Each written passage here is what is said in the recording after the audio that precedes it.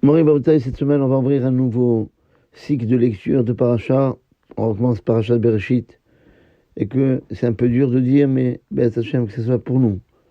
On attend que ça, que ce soit toujours Bessimanatava. Comme ça, on commence toujours avant de dire Bereshit, Bessimanatava, avec un bon signe, qu'on commence toujours, que notre début et notre fin soient toujours dans la joie. Mais en tous les cas, le plus important, c'est plus la fin que le début, que tout ce qu'on fait, ça se termine bien. Be'ez Hashem.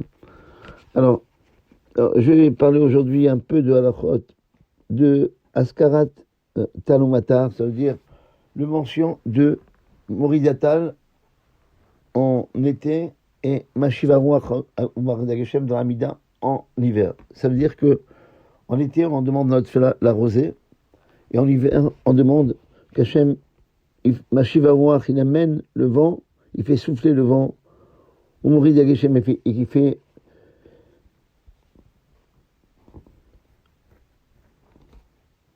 il fait pleuvoir.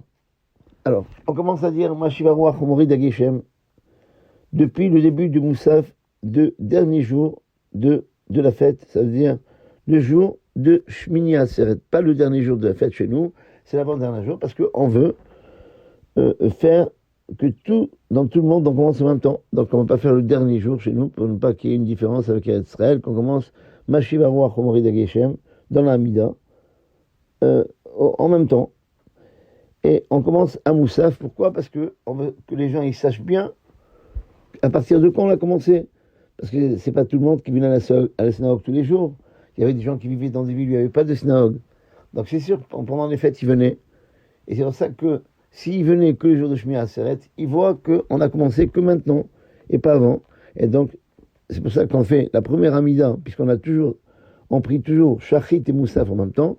Celui qui vient, il voit qu'à Shachrit, on a dit Moridatal, et maintenant on commence à dire Mashivarouach Modakhem. Il comprend très bien que le changement n'a commencé que maintenant et pas avant. Que si il vient à la synagogue le jour de fête, il va voir la première prière, Shachrit, on dit Mashivarouach Modakhem, il va croire qu'on a commencé depuis longtemps. Voilà, donc on commence à partir du dernier jour de fête, ça veut dire le premier jour de Yom Tov, la deuxième fête, ce qu'on appelle Shmini Atzeret, et on arrête de demander les pluies le premier jour de Pessah. Et il faut savoir que le particulier n'a pas le droit de demander dans sa prière Mashiv Arouach Moredagishem, il n'a pas le droit de demander les pluies, il n'a pas le droit de demander le vent, jusqu'à ce que le Shaliach Sibour, celui qui fait l'office, il proclame d'abord Mashiv Arouach Moredagishem. C'est pourquoi celui qui est malade, ou bien celui qui est dans un cas de force majeure, il n'a pas le droit de dévancer sa prière à la prière de la communauté. Parce que, comme on l'a dit, c'est interdit pour lui de mentionner dans la ville Mashiv Arouach Omore Dageshem, tant que le Hazan, celui qui fait l'office, ne l'a pas mentionné. Mais si il sait, il n'est pas obligé d'écouter, s'il sait que déjà le Hazan, celui qui fait l'office, ministre officiant, il a déjà annoncé, bien que lui n'a pas écouté, il a le droit de dire à partir de ce moment-là, Mashiv Arouach ou Morid Ageshem. Donc c'est pas, par exemple, si quelqu'un y priait dans un office, voilà, et que dans cet office, il sait qu'on termine toute la prière, normalement, dans la majorité des cas, à 11h, eh bien il peut commencer sa Hamida de Moussaf à 11h30, parce qu'il est sûr que normalement, le Chazan, il a déjà mentionné, le ministre officiel, il a mentionné déjà à la synagogue, Mashiv Arouach ou Morid Ageshem, même s'il n'a pas entendu. Dans la période d'hiver, si quelqu'un n'a pas dit Mashiv Arouach ou Morid Ageshem, il a dit, mais il a continué à dire Morid Atan. S'il s'est rappelé au milieu de la bénédiction, il est encore dans la bracha, avant de dire Baruch Ata Hashem, Mechaye Amatim. Eh bien, c'est bien qu'il répète et qu'il dise Morid Ageshem, et donc et après il continue normalement toute la tefila. Par contre, si il a dit Baruch Ata Hashem Mechaye Ametim, il a prononcé seulement le nom de Dieu de cette bénédiction, alors à ce moment-là, il doit continuer à Takadosh, il n'a pas le droit de répéter. Et aussi, il n'a pas le droit de dire Mashiv Aruach ou Morid Ageshem entre deux brachot. Alors j'explique. Parce qu'en réalité, on dit, des fois on est obligé de recommencer. Là, on ne recommence pas. Pourquoi? Quand on a dit Morid Atal à la place de Mashiv Aruach Morid Ageshem. Parce qu'on n'a rien dit de faux. Morid Atal, ça veut dire que la rosée, elle tombe. La rosée, elle tombe toute l'année. Il n'y a pas un jour sans rosée. C'est pour ça que Hachem, d'ailleurs, quand les Israël, ils ont demandé à Dieu que tu sois pour nous comme la pluie. Comme la pluie. Il dit, moi je ne suis pas comme la pluie. Moi je serai comme le tal. Et Yechatal Israël, je serai comme la rosée. Pourquoi? Parce que la pluie, il y a une période c'est bien, une période c'est pas bien. Il y a une période où la pluie c'est un signe de bénédiction. En été, des fois, la pluie, la pluie, des fois, c'est un signe de malédiction en été. Et c'est une fois un signe de bénédiction en hiver. La pluie, tout dépend, elle va tomber. Alors c'est pour ça que Hachem, il dit, moi je ne vais pas être pour les bénis Israël comme la pluie. Je vais être pour eux comme la rosée. Et Yechatal Israël. Donc toujours, il n'y a pas un jour où il n'y a pas de rosée. Et donc, si on s'est trompé dans la Hamida et qu'on a dit Morid Atal, on n'a rien dit de faux. Et c'est pour ça qu'il ne doit pas recommencer. Et il continue, Ata Kadosh. Et bon, mais par contre, quand il est obligé de recommencer, d'après la Lacha, alors, si il a terminé la bénédiction, il n'a pas entamé la bracha d'après. Par exemple, on se trouve, on ne parle pas de le mention des pluies. Il y a deux choses dans la Mida. Il y a le mention de la pluie et la demande des pluies. La mention des pluies, c'est quand? C'est dans la deuxième bénédiction de la Amida, marqué Ata Gibor Olam Hashem. C'est quoi? Là, on ne demande pas la pluie. On dit qu'Hachem, il est assez fort. D'ailleurs, la bénédiction, elle commence par ça. Ata Gibor, tu es fort.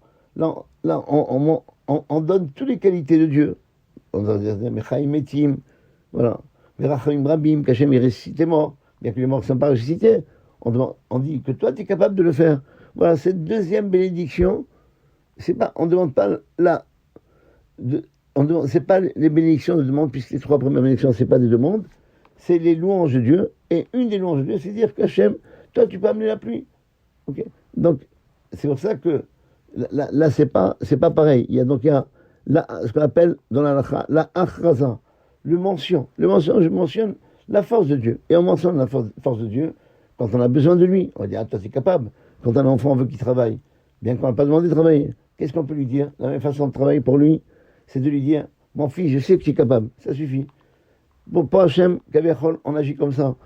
Quand on voit que c'est presque la période de pluie, on dit, je me retrouve, voilà, toi, tu es capable d'amener la pluie. C'est la achraza, c'est la proclamation, mentionner les qualités de Dieu. Tous ces trois bénédictions, il n'y a pas de demande, mais on ne fait que proclamer la grandeur de Dieu. Et que Dieu il est capable d'amener la pluie, que ce n'est pas facile, d'amener de l'eau dans un pays sec complètement. Il n'y a pas un gramme d'eau. Eh bien, c'est pour ça que si, dans le mention des pluies et du tal, là, et de la rosée. La lacha, elle est comme ça. Si tu as dit quelque chose de faux, tu recommences. Si tu n'as pas dit quelque chose de faux, tu ne recommences pas. C'est pour ça, par exemple, si quelqu'un, en hiver, il a dit Morid Atal à la place de Mashiv Aruach ou Morid Ageshem. La lacha, elle dit, il ne recommence pas.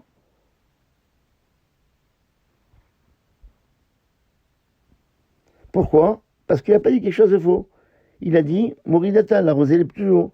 Mais si, par contre, on va voir tout à l'heure, que si en hiver, il a dit, en été, il a dit Mashiv Aruach ou Morid Ageshem à la place de Morid Atal, donc il a demandé le vent et la pluie en été, ça c'est pas toujours, il n'y a pas toujours, il n'y a que pendant la période d'hiver. Donc s'il a dit ça en été, d'après la lacha, il doit recommencer. Voilà, donc on est ici en hiver.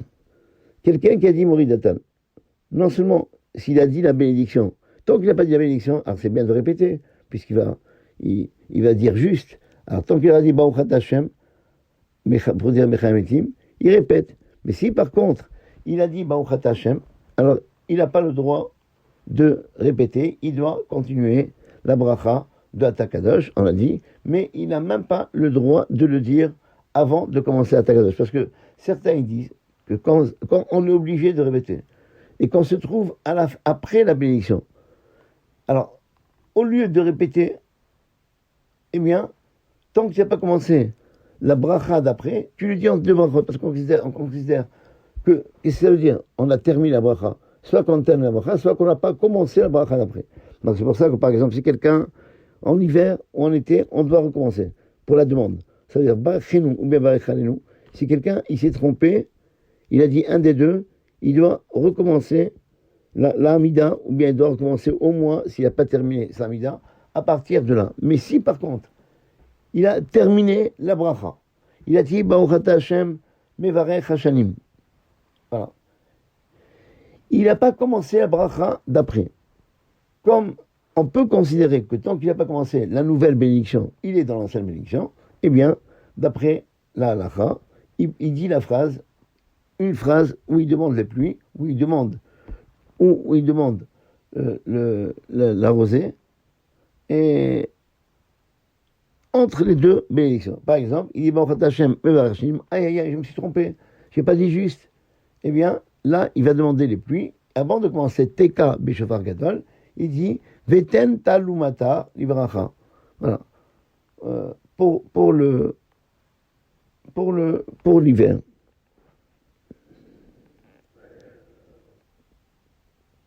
Tout ça, c'est dans le cas où il doit recommencer. Mais si il ne doit pas recommencer, eh bien, d'après la halakha, il n'a pas le droit de dire entre deux brachot le vrai texte qu'on a l'habitude de dire, parce qu'il n'a pas le devoir de recommencer. Ça, on a le droit de faire entre deux brachot que dans le cas où il doit recommencer. Pour ne pas avoir recommencé, on lui permet de dire entre deux brachot, de rajouter une phrase.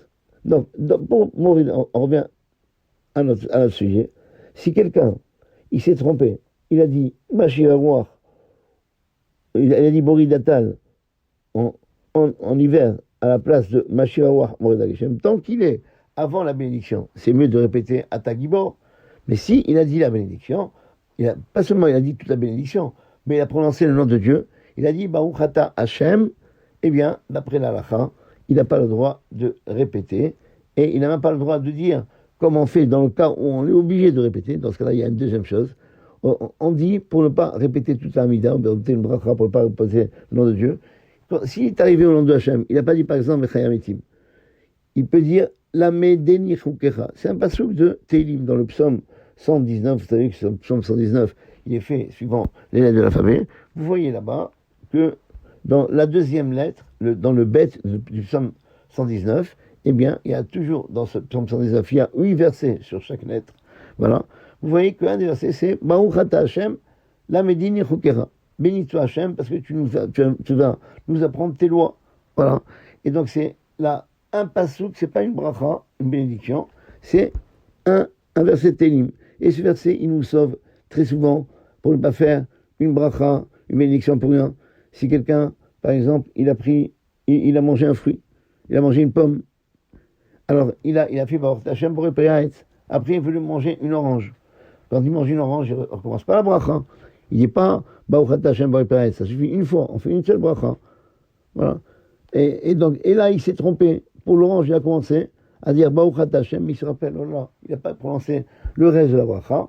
Il s'est rappelé à ce moment, quand il a dit le nom de Hashem pour réparer, pourquoi je vais faire la bracha? J'ai déjà fait. Eh bien, d'après, il peut se rattraper pour ne pas prononcer le nom de Dieu pour rien.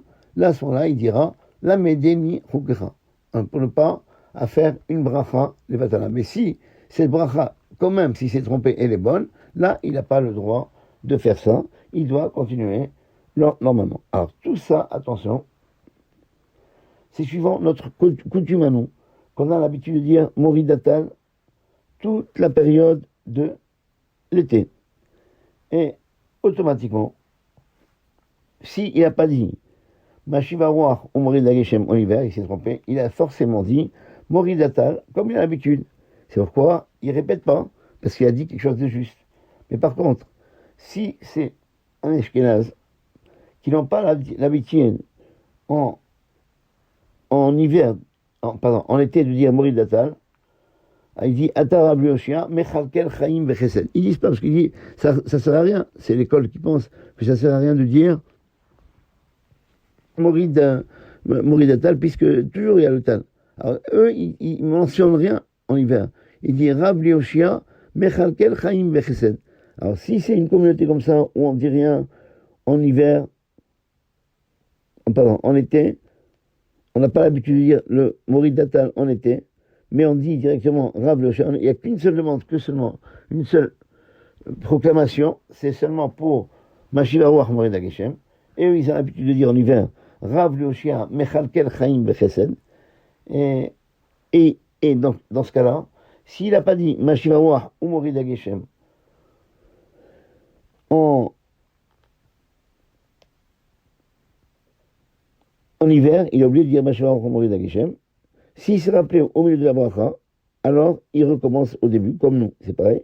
Mais s'il a dit Baruch Ata Hashem à la fin de la bracha, pour dire Mechayam Etim, il se rappelle qu'il n'a rien dit, il a dit ni Mashivarouach ni Morid Ageshem, puisque c'est ça leur coutume, alors, à ce moment-là, il doit dire la Medeni Chukecha, le passage que j'ai dit. Il faut le connaître par cœur, ce verset. C'est important. Voulez-vous, franchement, regardez dans le psaume 119, c'est facile à voir. C'est des groupes de versets par lettre. La deuxième lettre, vous allez trouver le bête, le deuxième paragraphe, à partir du 9e verset du 119, vous allez voir tous les versets qui commencent tous par la lettre bête. Et donc, il y a un verset qui commence par la lettre bête.